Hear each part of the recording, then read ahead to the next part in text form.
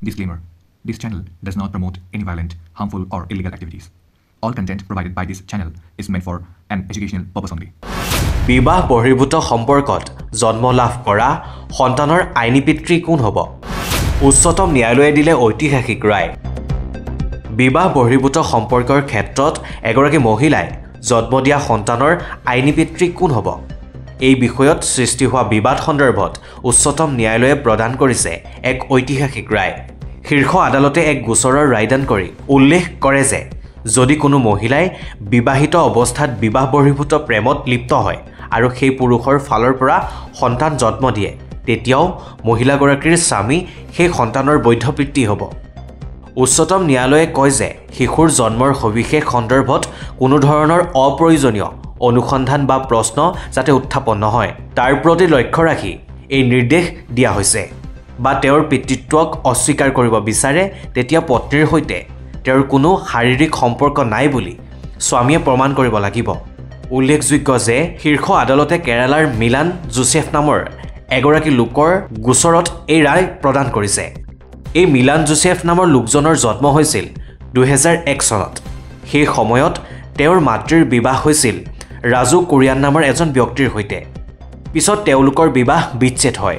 2007 চনত মিলান জোচেফৰ মাতৃয়ে কোচিন পৌৰসভালৈ গৈ মিলানৰ পিতৃৰ নাম ইভান ৰথিনামলৈ সলনি কৰিবলৈ আবেদন কৰে। মহিলাগৰাকীয়ে লগতে ইভান ৰথিনাম মিলানৰ জৈৱিক পিতৃ বুলিও প্ৰকাশ কৰে। কিন্তু পৌৰসভাই আদালতৰ নিৰ্দেশ অবিহনে পিতৃৰ নাম সলনি কৰাটো অসম্ভৱ বুলি স্পষ্ট কৰি দিয়ে। ইয়াৰ পিছতেই মহিলাগৰাকীয়ে প্ৰথম অতিৰিক্ত মুন্সিফ আদালতত অপৰাধমূলক গোচৰ ৰুজু কৰে। মহিলাগৰাকীয়ে আদালতত ৰথিনামক মিলান জোচেফৰ পিতৃ বুলি ঘোষণা কৰে।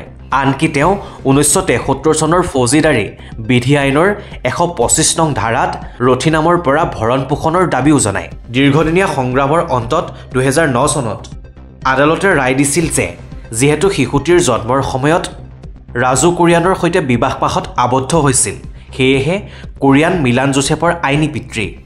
পিছত 2011 চনত উপবিচাৰক আদালত আৰু কেৰালা উচ্চ ন্যায়ালয়ে একেটা ৰায়কে গৃহীত কৰে। তাৰ পিছত 2015 চনত আলাপুঝা পৰিয়াল আদালতত আন এখন আবেদন দাখিল কৰে। ইতিমধ্যে স্বামী ৰাজু কুৰিয়ানে তেওঁৰ পত্নীৰ সৈতে বিচ্ছেদ কৰা বুলিও তেওঁ আদালতক জনায়।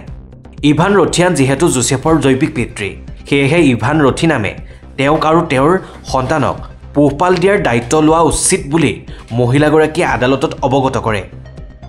আদালতে পিতৃত্ব আৰু আইনী বৈধতা দুয়োটা পৃথক বিষয় বুলি উল্লেখ কৰি গোচৰটো দাখিল কৰিবলৈ অনুমতি দিয়ে।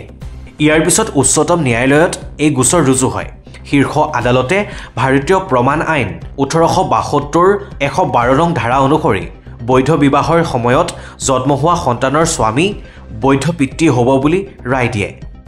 আদালতে লগতে স্পষ্ট কৰি দিয়ে ডিএনএৰ প্ৰমাণে অন্য ইংগিত দিলেও পিতৃত্ব বিচাৰ কৰাৰ সময়ত সামাজিক বৈধতা অতি গুৰুত্বপূৰ্ণ হ'ব। উচ্চতম ন্যায়ালয়ৰ ন্যায়াধীশ সূৰ্যকান্ত আৰু উজ্জ্বল ভূঞাৰ বিচাৰপীঠে এই ৰায়দান প্ৰদান কৰে। এটি শিশুৰ জৈৱিক পিতৃ থাকিব পাৰে, কিন্তু আইনে স্বামীক আইনী পিতৃ হিচাপে স্বীকৃতি দিয়ে বুলি বিচাৰপীঠে স্পষ্ট কৰি দিয়ে।